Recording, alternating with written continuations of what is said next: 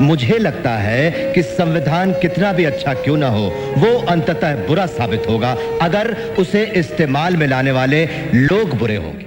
भारत के इतिहास में कुछ व्यक्तित्व ऐसे होते हैं जिनका जीवन सिर्फ व्यक्तिगत संघर्ष नहीं बल्कि सामाजिक परिवर्तन की मिसाल बन जाता है।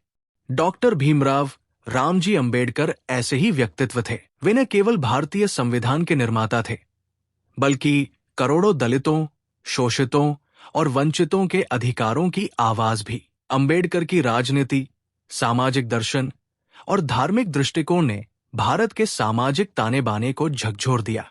लेकिन जहां अंबेडकर को दलितों के मसीहा के रूप में देखा गया, वहीं उनकी विचारधारा और क्रांतिकारी कदमों ने उन्हें कई विवादों में भी खड़ा किया।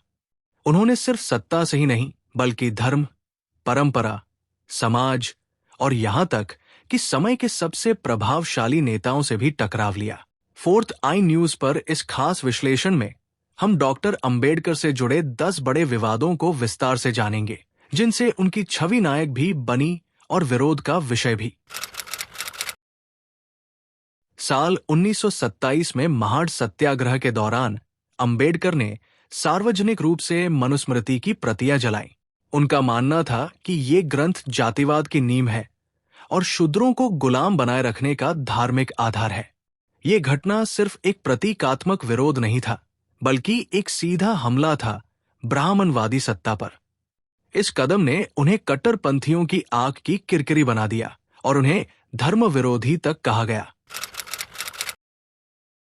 ब्रिटिश सरकार ने जब दलितों को अलग निर्वाचक मंडल देने की बात मानी तो अंबेडकर ने इसे ऐतिहासिक जीत माना। लेकिन महात्मा गांधी ने इसका विरोध करते हुए आमरण अनशन शुरू कर दिया। दोनों के बीच हुआ समझौता, जिसे पूना पैक्ट कहा जाता है, के कारण अंबेडकर को दलित अधिकारों में कटौती करनी पड़ी। वे इस समझौते से नाखुश थे और इसे एक राजनीतिक हार मानते थे। अंबेडकर ने स्पष्ट कहा था, हिंदू धर्म ने मुझे मनुष्य नहीं समझा, मैं उसे धर्म नहीं मानता। और अंततः 14 अक्टूबर 1956 को उन्होंने नागपुर में बौद्ध धर्म अपनाया, वो भी अपने लाखों अनुयायियों के साथ। मेरे प्यारे भाइयों और बहनों, मैंने हिंदू धर्म का त्याग कर दिया है और मैं महान बुद्ध और उनके धम्म को गले लगा रहा हूँ। ये सिर्फ धार्मिक परिवर्तन नहीं था बल्कि एक सामाजिक क्रांति थी। लेकिन कई वर्गों ने इसे हिंदू धर्म के विरुद्ध विद्रोह माना। अंबेडकर ने एक प्रगतिशील हिंदू कोड बिल पेश किया जिससे महिलाओं को संपत्ति, तलाक और उत्तराधिकार जैसे अधिकार मिलते। लेकिन संसद में इसका विरोध हुआ और बिल पास नहीं हो सका। आहत होकर अंबेडकर ने नेहरू मंत्रिमंडल से इस्तीफा दे दिया। ये एक ऐसा क्षण था जब उन्होंने भारतीय राजनीति में अपने सीमित प्रभाव को महसूस किया। संविधान में अनुसूचित जातियों और जनजातियों को आरक्षण देने का प्रावधान अंबेडकर की देन थी।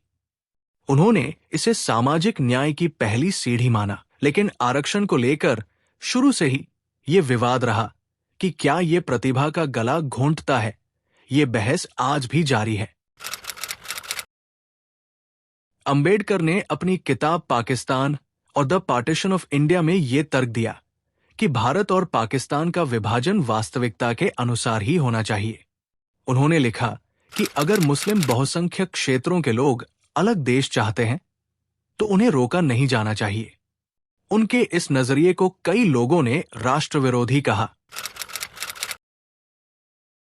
अंबेडकर ने कई मौकों पर ब्राह्मणवाद को भारत की सामाजिक बीमारी कहा। उनकी किताब अनाइलेशन ऑफ कास्ट में उन्होंने ब्राह्मणिक व्यवस्था पर करारा हमला किया।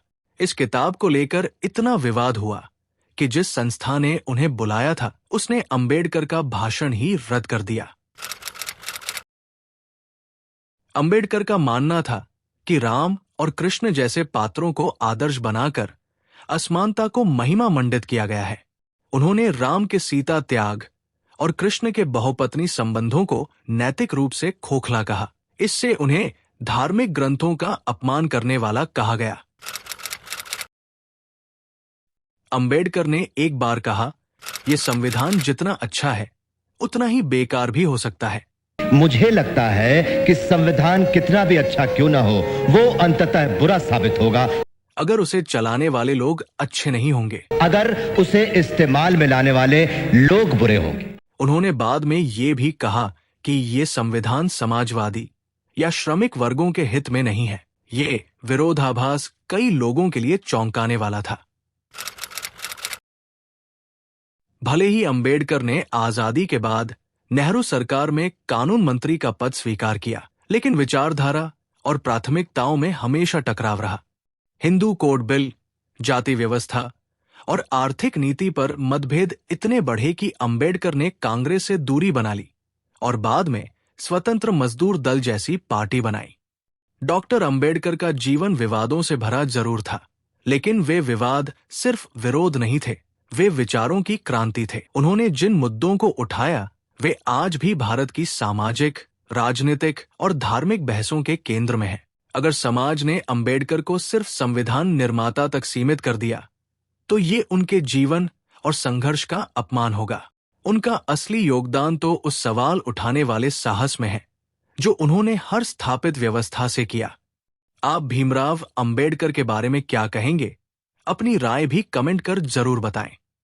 मुझे लगता है कि संविधान कितना भी अच्छा क्यों ना हो, वो अंततः बुरा साबित होगा अगर उसे इस्तेमाल में लाने वाले लोग बुरे होंगे।